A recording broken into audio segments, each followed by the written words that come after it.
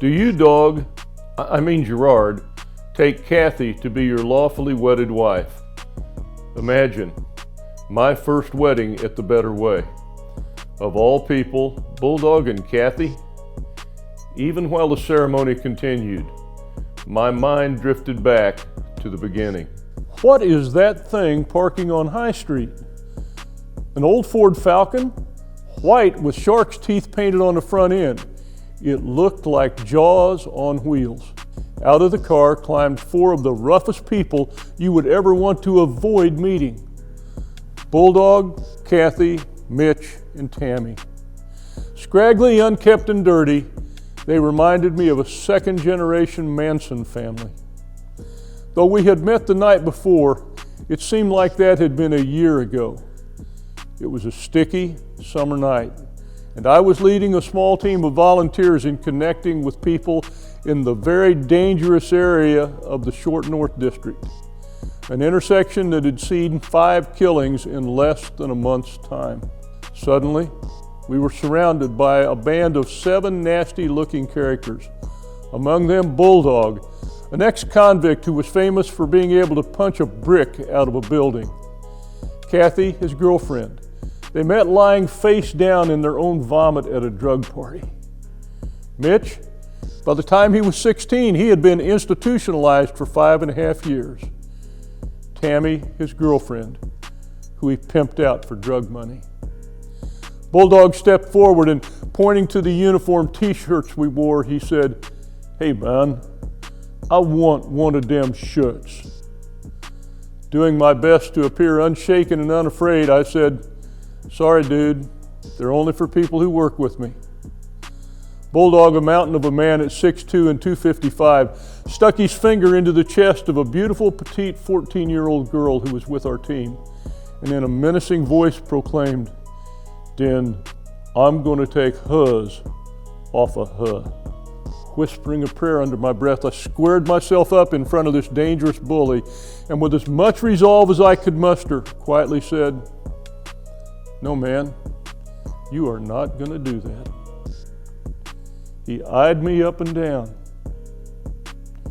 and then took a step backwards. Now, because I had invited them to come to our little storefront center at 1129 North High Street for dinner, here they were. And over the next weeks and months, Cathy and Mitch and Tammy and Bulldog became regulars at our nightly dinner. Believe me, there were lots of adventures and aha moments as we got to know each other. Eventually, Mitch and Tammy decided that they weren't ready to give up the life of drugs and living on the streets. Bulldog and Cathy, however, really desired to change the direction of their life journey. They even invited God into their lives and asked Him to direct the journey of life.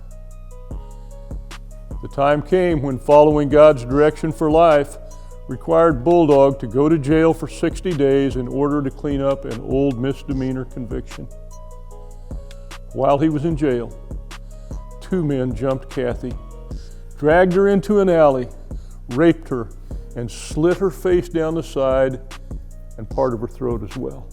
I got word from the streets that something had happened to Cathy, and late at night, digging through the trash in a back alley, I found her, still alive. She would live, but her face was terribly scarred. It fell to me to go to the county jail and tell the dog what had happened. Upon hearing what had happened to Cathy, Bulldog began to shake. He took hold of the bars in the door between us, and they began to shake. And as tears streamed down his face, his jaw trembled, and the words spilled out, "Preacher man, I gonna forgive him." Bulldog did his 60 days. And while he was in jail, 29 other people came to faith because of what he had done. I had the privilege of performing the wedding for Bulldog and Cathy. And it wasn't too long before they were reunited with his family and moved to the East Coast to run the family's contracting business. The lives of Bulldog and Cathy didn't turn around overnight. It took time for things to change. But God embraced them right where they were. They didn't do anything to earn His love. That's how God is. He accepts us right where we are, just as we are. And He loves us far too much to leave us there. If we will go where He tells us to go, He will take us places we could never go alone. Perhaps your life is going really well right now. Then again, maybe not so well. Either way, it's okay, because one, God accepts you right where you are, just as you are. And two, He loves you far too much to leave you there. I'm Steve Campbell. If you would please email me at the address on your screen, I would love to begin a conversation with you about the journey of life. Tell me a little about your journey. Where are you right now? Where would you like your journey of life to take you? Send me an email. Let's talk soon.